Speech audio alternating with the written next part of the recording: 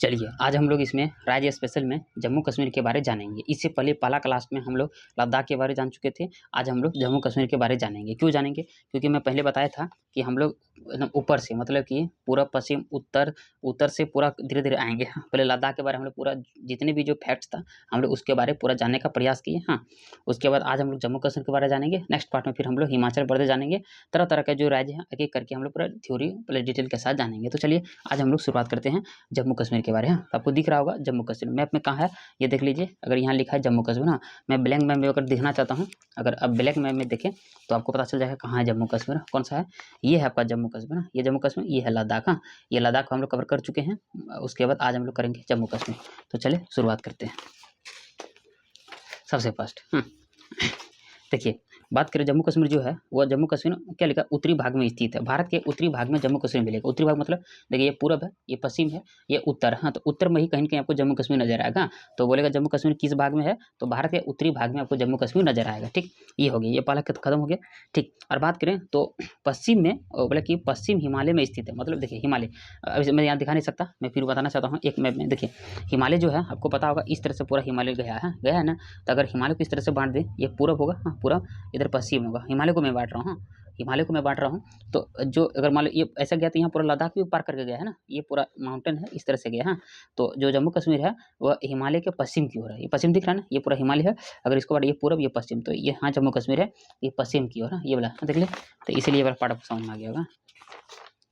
ठीक, बोला कि जो हिमालय है, बोला कि पश्चिम हिमालय में स्थित है कौन, जम्मू कश्मीर ना। अगर पूछेगा पश्चिम हिमालय कौन सा राज्य स्थित है, तो वो जम्मू कश्मीर स्थित है। आगे अब थोड़ा आते जम्मू कश्मीर वाले। जम्मू कश्मीर के कौन कौन है, तो चलिए पूरब में बोला कौन सा है, तो पूरब में आपको लद्दाख दिया। मैं जगह दिखाना चाहता हूँ, ये मैप में देखिए बेटर रहेगा। हाँ, ये मैप में है, देखिए पूरब में है। देखिए अगर मैं ये जम्मू कश्मीर को अगर बांट दूँ ऐसे ऐसे, तो देखिए पूरब में लद्दाख आपको नजर आएगा। पूरब में, पश्चिम में कौन है, पश्चिम में आपको पूरा पाकिस्तान नजर आएगा पश्चिम में।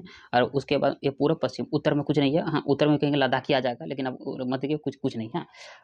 आधा लद्दाख आधा पाकिस्तान आ जाएगा। हाँ, ये पूरब में अब बात करें तो पूरब में लद्दाख और पश्चिम में पूरा पाकिस्तान, पूरब पश्चिम उत्तर। और दक्षिण की बात करें, दक्षिण में दो राज्य आएंगे, एक हिमाचल प्रदेश दूसरा पंजाब। हाँ, देखिए पूरब में अब वो बोलेगा पूरब में लद्दाख आएगा। हाँ, पश्चिम में पूरा पाकिस्तान, उत्तर में पूरा हिमालय पर्वत आ जाएगा।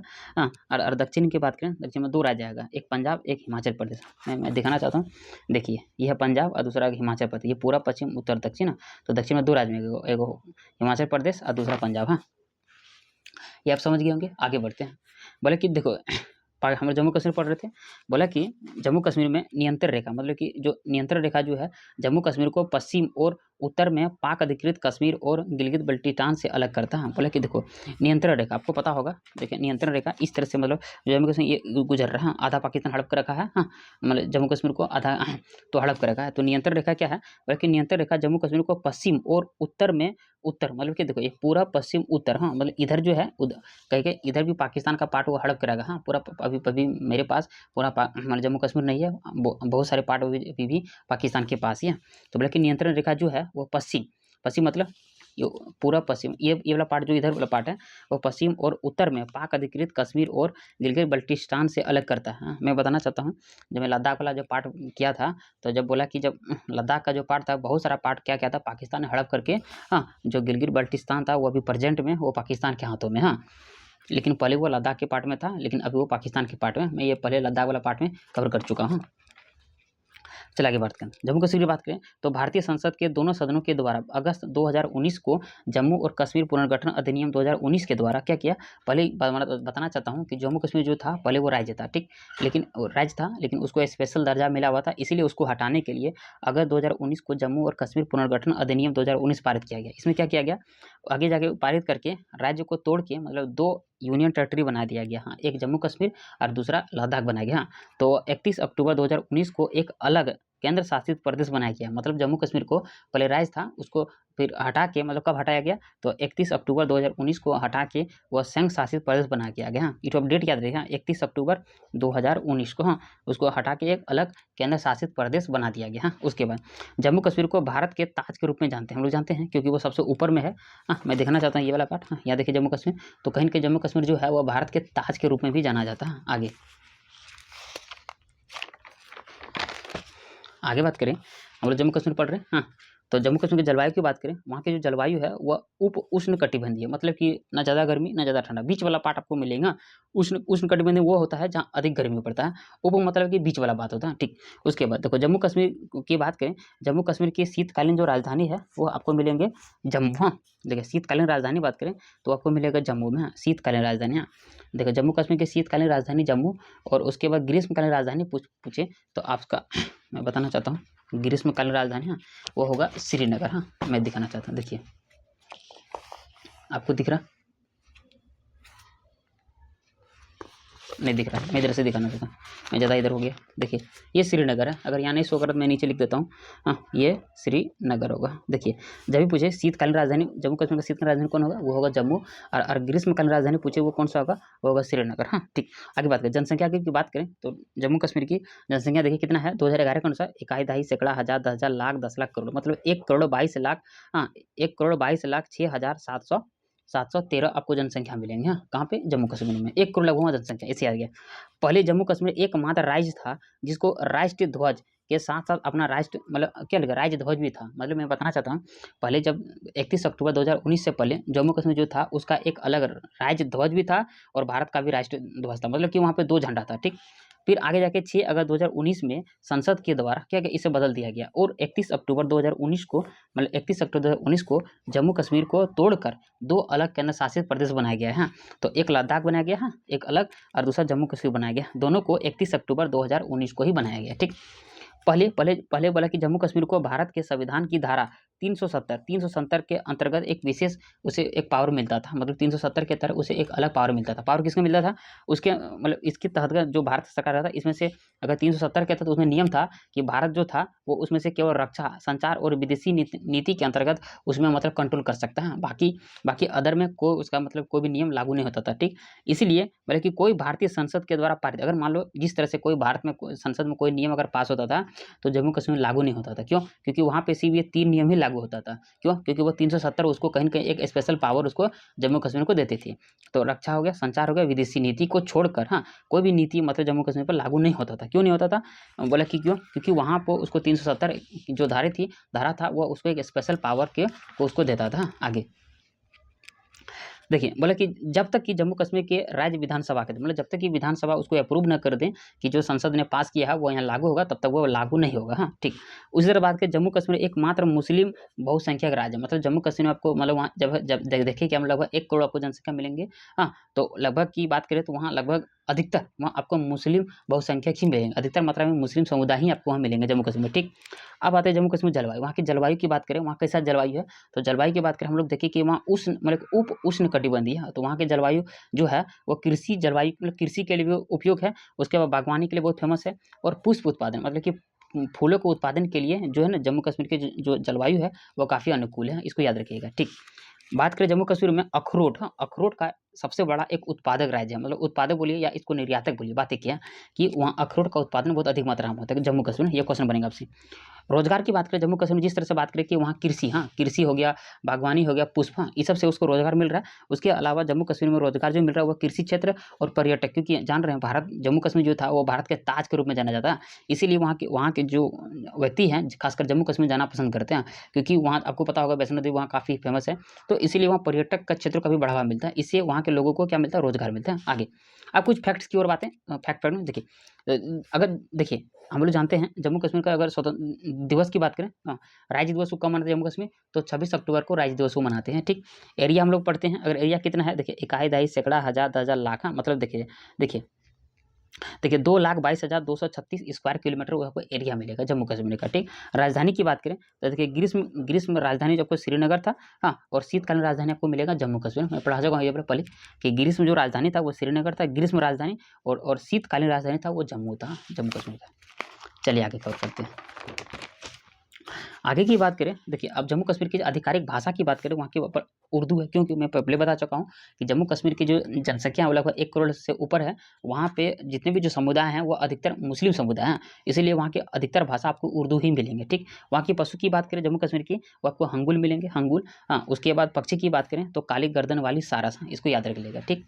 पुष्प की बात करें, पुष्प आपको कमल मिलेंगे जम्मू कश्मीर के, और वृक्ष की बात करेंगे तो आपको चिनार वृक्ष आपको मिलेंगे, जम्मू कश्मीर में चिनार वृक्ष मिलेंगे। आगे देखिए बोले कि जम्मू कश्मीर अपने खूबसूरत मंदिरों और धार्मिक स्थलों के लिए प्रसिद्ध है। मैंने बताया कि जम्मू कश्मीर में आपको मिलेंगे वैष्णो देवी, वो काफ़ी फेमस है। ठीक, उसके बोले कि यहाँ यहाँ पर काफ़ी लोग यात्रा करने के लिए आते हैं, क्योंकि मैं बताया कि जम्मू कश्मीर में जो जो इनकम, वहाँ के जो रोजगार का जो मिलने का सोर्स है, वो कहीं ना कहीं क्या है, वो पर्यटक ही उसको कहीं ना कहीं प्रमोट कर रहे हैं। ठीक, आगे बात करें तो बोले कि जम्मू कश्मीर को मंदिरों का शहर के नाम से भी जानते हैं। क्वेश्चन आएगा कि मंदिरों का शहर किस नाम से जाना जाता है, किस राज्य को, तो जम्मू कश्मीर को कहा जाता है। ठीक, बोले कि यहाँ पर आकर क्या क्यों कहा जाता है, तो यहाँ पर आपको बहुत सारे पर्वत स्थल के मिलेंगे, बहुत सारे झील मिलेंगे, बहुत सारा आपको बागों मिलेगा, हाँ, उसके बाद अनदेखी जलाशय मिलेगा, जलधारा मिलेंगे, तो तरह तरह के वहाँ खूबसूरत आपको एरिया मिलेंगे जो काफ़ी, जो टूरिस्ट व्यक्ति हैं उसको काफ़ी आकर्षित करते हैं। तो इसके बाद इसलिए इस जगह को प्रकृति का आश्चर्य कहा जाता है। मतलब अगर बोले कि किस जगह को मतलब प्रकृति का आश्चर्य कहा जाता है, तो वो आपको आएगा जम्मू कश्मीर। हाँ, ठीक, इसीलिए अगर प्रकृति का आश्चर्य, और नहीं तो दूसरे नाम से हम धरती का स्वर्ग के नाम से जानते हैं,